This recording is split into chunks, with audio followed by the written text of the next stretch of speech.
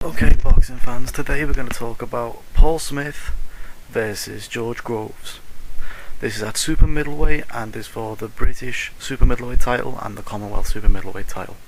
This is another good fight to look forward to, as Saint George Groves, is a great come forward type fighter. He's got power in both hands and he's a good boxer. He works well with Adam Booth as well, and that's a good thing. He's had 13 bouts, 10 by way of knockout, and his last fight was a good punch decision win over James DeGale. It was a close fight, but it was a victory. And now he's fighting the guy that James DeGale beat in Paul Smith. What Paul Smith has is experience. He's a good come forward fighter, and this should be a good match of styles, just about making it such a good match for however long it will last. I've got a feeling it's going to be a knockout in this fight because they both come to fight. I mean, Paul Smith now, we know that he can punch. He's got a 50% knockout ratio, which isn't bad. He's fought most of his career at middleweight, but he's now at super middleweight, and he's got the power at super middleweight. He won his last fight by knockout in round 1, and he's looking quite good, to be honest. He's always going to be up there.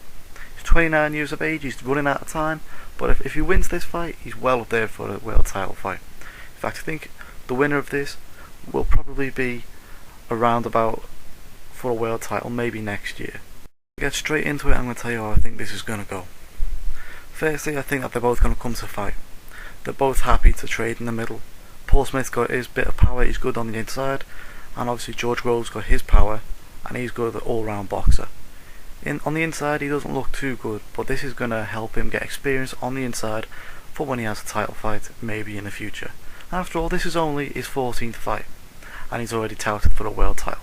That shows how good he is. He's also 23 years of age. He's got time to learn. He's got time to lose. If you think about it, I mean, you don't have to be undefeated to be great anymore. The thing is, this is a great match for Groves for many reasons.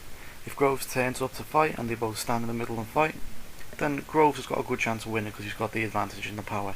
He's also probably the better boxer, and for that reason, he'll probably land the better shots and then win the fight. If not, Paul Smith can come forward and win by working the inside well. That's his best way of fighting. He's also got good power himself. He's knocked out his last opponent in round 1. He's not a bad fighter.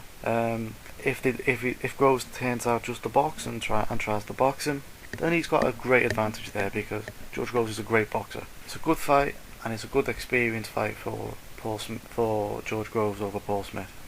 Just to clarify, I'm going to go with George Groves knockout in round 9 in an exciting fight that's just great for British boxing.